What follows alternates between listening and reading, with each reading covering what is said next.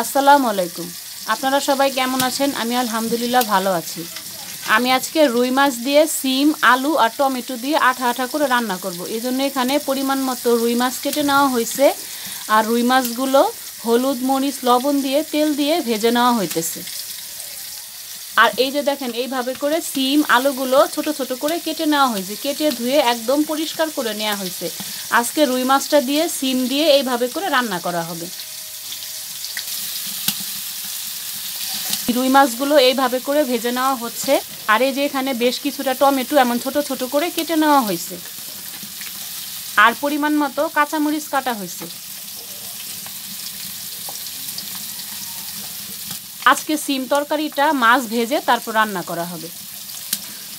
যদি রেসিপিটি ভালো লাগে প্লিজ আমার চ্যানেলটি সাবস্ক্রাইব করে আমার পাশে থাকবেন। আর সাথে থাকা বেল বাটনটি অন করে রাখবেন। আমি যখনই রান্নার ভিডিও দিব আপনারা নোটিফিকেশন পেয়ে যাবেন।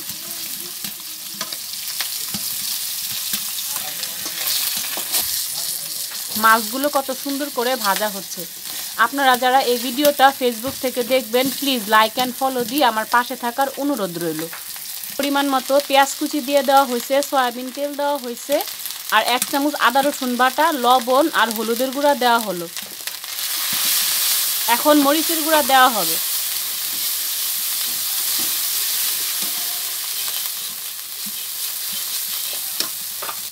একটু পানি দেওয়া হইতেছে যাতে মশলাটা পুড়ে না যায়।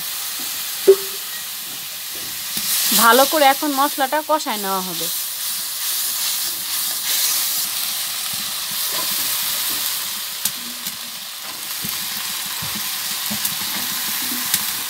এই মশলাগুলো কষানোর পর এখন সিম আলুগুলো দিয়ে দেওয়া হলো। এখন সবজিগুলো ভালো করে কষায় নেওয়া হবে। এখন ঢাকনা দিয়ে ঢেকে দিল, তাড়াতাড়ি সিদ্ধ হয়ে যাবে সিম।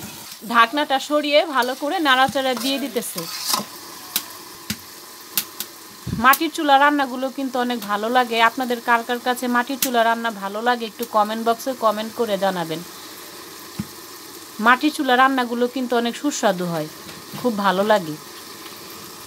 সিমগুলো ভালো করে কষায় নেওয়া হইতেছে।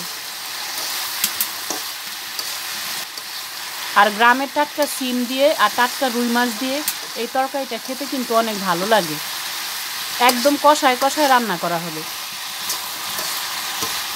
রেসিপিটি ভালো লাগলে আমার চ্যানেলটি প্লিজ সাবস্ক্রাইব করে দিবেন আর আমার পাশে থাকবেন।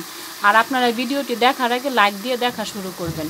আপনারা কখনো ভিডিওটি টেনে টেনে দেখবেন না, তাহলে একটা চ্যানেলের জন্য অনেক ক্ষতি হয়। আর আপনারা একটু কমেন্ট বক্সে কমেন্ট করে জানাবেন আমার রান্নাগুলো আপনাদের কাছে কেমন লাগে।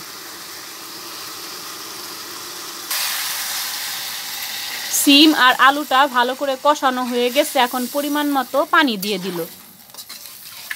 এখন সেই ভেজে রাখা মাছগুলো দেওয়া হবে। এখন টমেটো আর কাঁচামরিচগুলো দেওয়া হলো। ভালো করে একটু নাড়াচাড়া দিয়ে দেওয়া হবে, তাহলে সিম আর টমেটোটা ভালো করে মিশে যাবে। আর সেই ভেজে রাখা মাছগুলো সব এখন দিয়ে দিব।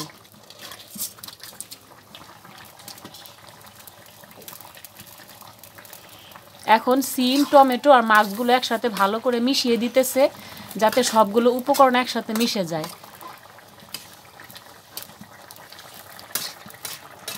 দেখেন বন্ধুরা, তরকারিটা কিন্তু আমার ভালো করে একদম বলক চলে এসেছে, একদম আঠা আঠা হয়ে গেছে। এখন পরিমাণ মতো ধনিয়া পাতা কুচি দেওয়া হবে, তারপর তরকারিটা আমার হয়ে যাবে। এখন নামানোর আগে একটু ধনিয়া পাতা কুচি দিয়ে দিব। আপনারা একবার হলেও এই রেসিপিটি বাসায় ট্রাই করবেন, অনেক ভালো লাগবে।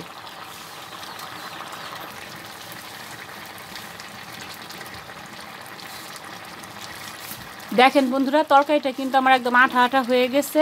এখন একটু ধনিয়া পাতা কুচি দেওয়া হলো। রান্না হয়ে গেছে, এখন এটা নামিয়ে ফেলবো। আমার আজকের রেসিপিটা আপনাদের কাছে কেমন লাগলো আপনারা প্লিজ একটু কমেন্ট বক্সে কমেন্ট করে জানাবেন। এই যে দেখেন, এখানে মুরগির পা, গলা, গিলা, মাথা এগুলো কেটে একদম পরিষ্কার করা হয়েছে। এগুলো রান্না করা হবে। এজন্য চুলায় পরিমাণ মতো পেঁয়াজ কুচি দিয়ে দিচ্ছে, তারপর আদা রসুন বাটা, হলুদ, মরিচ, লবণ এগুলো দিয়ে একদম একটু মশলাটা কষায় নেওয়া হইতেছে। এখন একটু পানি দেওয়া হবে যাতে মশলাটা পুড়ে না যায়। পরিমাণ মতো পেঁয়াজ কুচি, সয়াবিন তেল, হলুদের গুঁড়া, মরিচের গুঁড়া, ধনিয়ার গুঁড়া, লবণ, আদা রসুন বাটা এগুলো দেওয়া হয়েছে। এখন একটু পানি দিয়ে দিল, ভালো করে মশলাটা কষায় নিতে হবে।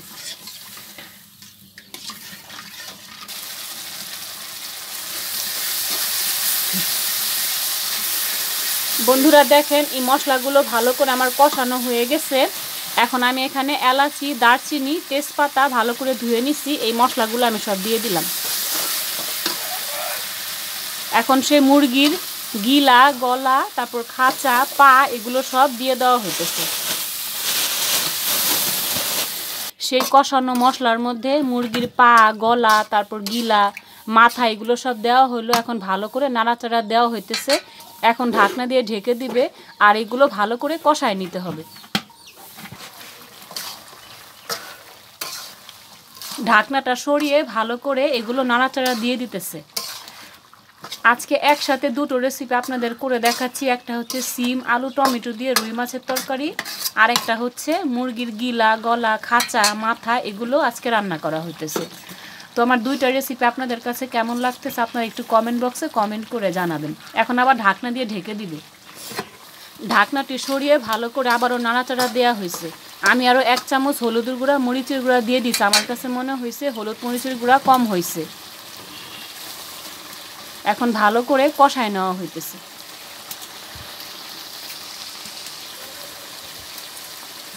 রেসিপিটি ভালো লাগলে আমার রান্নার ভিডিওর নিচে একটি লাইক দিয়ে দিবেন আর আমার চ্যানেলটি সাবস্ক্রাইব করে আমার পাশে থাকবেন। আর প্লিজ আপনারা সবাই আমাকে একটু সাপোর্ট করবেন। আপনাদের একটু সাপোর্ট আর ভালোবাসায় আমি অনেক দূর পর্যন্ত এগিয়ে যেতে পারবো। আর আপনারা কখনো ভিডিওটি টেনে টেনে দেখবেন না, প্লিজ প্রথম থেকে একদম শেষ পর্যন্ত দেখবেন। আর ভিডিওটি দেখার আগে একটি লাইক দিয়ে দেখা শুরু করবেন।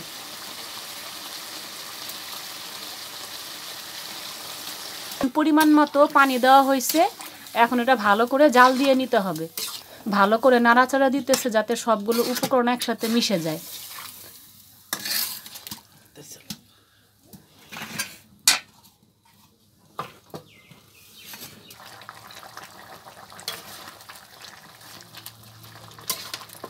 ঢাকনাটি সরিয়ে ভালো করে আমি নাড়াচাড়া দিয়ে দিলাম। আর এখানে বেশ কিছুটা কাঁচামরিচ আমি একটু 2 টুকরা করে দিয়ে দিলাম। কাঁচামরিচ দিলে তরকারির ফ্লেভারটা খুব ভালো আসে।